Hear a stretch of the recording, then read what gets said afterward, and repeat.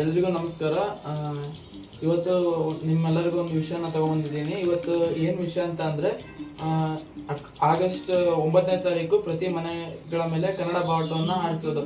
ಯಾಕೆ ನಾವು ಈ ಕನ್ನಡ ಬಾವುಟವನ್ನು ಹಾರಿಸಬೇಕು ಅನ್ನೋದಕ್ಕೆ ಬಂದರೆ, 1947ರ ಆಗಸ್ಟ್ 9ನೇ ತಾರೀಕು ನಮ್ಮ ಮೈಸೂರು ರಾಜ್ಯವನ್ನ ಭಾರತದ ಒಕ್ಕೂಟಕ್ಕೆ ನಾವು ಬಿಟ್ಕೊಟ್ಟಿದ್ವಿ.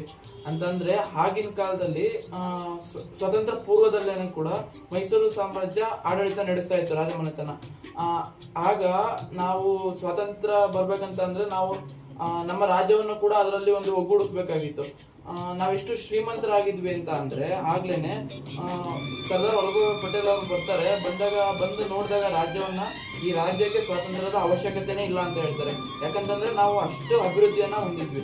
ಈಗ ನಾವೇನ್ ನೋಡ್ತಿದೀವಿ, ಇಸ್ರೇಲ್ ಮಾದರಿಯ ಕೃಷಿಯನ್ನ ಆಗ್ಲೇ ಮಹಾರಾಜರು ಕೃಷಿ ನೀರಾವರಿಯನ್ನ ತಂದಿದ್ರು. ಆ ರೀತಿ ಯೋಜನೆಗಳನ್ನ ಮಾಡ್ತಾ ಇದ್ರು. ಮತ್ತೆ ಅದಾದ ನಂತರ ಏಷ್ಯಾ ಖಂಡದಲ್ಲೇ ಮೊದಲ ಬೆಳಕನ್ನು ಕೂಡ ತಂದಿದ್ರು. ಅದನ್ನೆಲ್ಲ ನೋಡಿದಂತ ಪಟೇಲ್ ಹೇಳ್ತಾರೆ, ಇವರಿಗೆ ಸ್ವಾತಂತ್ರ್ಯದ ಅವಶ್ಯಕತೆನೇ ಇಲ್ಲ ಅಂತ. ನಾವು ಕನ್ನಡಿಗರು ಎಲ್ಲರ ಮನಸ್ಸನ್ನ ಗೆಲ್ಲುವಂತ ಶಕ್ತಿ ನಮ್ಗೆ ಮುಂಚೆಯಿಂದಾನೇ ಇತ್ತು. ಯಾಕಂತಂದ್ರೆ ನಾವು ಆ ಬ್ರಿಟಿಷರನ್ನೇ ನಮ್ ಜೊತೆ ಸ್ನೇಹ ಸಂಬಂಧವನ್ನ ಬೆಳೆಸ್ಕೊಂಡು, ಅವರಲ್ಲಿದ್ದ ತಂತ್ರಜ್ಞಾನವನ್ನು ಕೂಡ ನಾವು ಬಳಸ್ಕೊಂಡು ನಮ್ಮ ರಾಜ್ಯವನ್ನ ನಾವು ಬೆಳೆಸಿದ್ವಿ. ಅದೇ ರೀತಿ ನಾವೀಗ ನವೆಂಬರ್ ಅಲ್ಲಿ ನಾವು ಕನ್ನಡ ರಾಜ್ಯೋತ್ಸವನ ಹೆಂಗ್ ಆಚರಿಸ್ತೀವಿ, ಅದೇ ರೀತಿ ಆಗಸ್ಟ್ 9 ಪ್ರತಿ ಮನೆ ಮೇಲೆ ಕನ್ನಡ ಬಾವುಟನ ಹಾರಿಸೋದ್ರ ಮುಖಾಂತರ ನಾವು ಕನ್ನಡ ನಾಡಿನಿಂದ ಭಾರತಕ್ಕೆ ಏನೇನು ಕೊಡುಗೆಗಳನ್ನ ಕೊಟ್ವಿ ಅನ್ನೋದನ್ನೆಲ್ಲ ನೆನೆಸ್ಕೋಬೇಕು.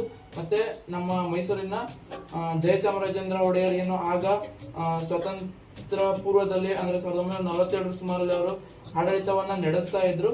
ಆಗ ನಮ್ಮ ರಾಜ್ಯದಲ್ಲಿ ಏನ್ ಸವಲತ್ತಿತ್ತು ಅದನ್ನ ನಾವು ಭಾರತ ಒಕ್ಕೂಟ ಅಥವಾ ಭಾರತ ಏಕೀಕರಣಕ್ಕೋಸ್ಕರ ನಮ್ಮಲ್ಲಿದ್ದಂತಹ ಖಾಸಗಿ ವಿಮಾನ ಇತ್ತು ನಮ್ಮ ಹತ್ರ.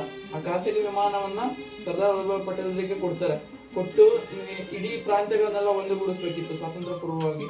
ಅದಕ್ಕೋಸ್ಕರ ನಮ್ಮ ಕಡೆಯಿಂದ ಆ ಒಂದು ವಿಮಾನವನ್ನ ಕೊಟ್ಟು ಎಷ್ಟೋ ಕಿಲೋಮೀಟರ್ ಗಟ್ಟಲೆ ಅವರು ಹೋಗಿ ಬಂದು ಸ್ವಾತಂತ್ರ್ಯಕ್ಕಿಂತ ಮುಂಚೆ ಇಡೀ ದೇಶವನ್ನ ಒಗ್ಗೂಡಿಸಿದ್ರು. ಈ ದಿನದ ನೆನಪಿಗೋಸ್ಕರ ನಾವು ಭಾರತೀಯರಾದ್ವಿ.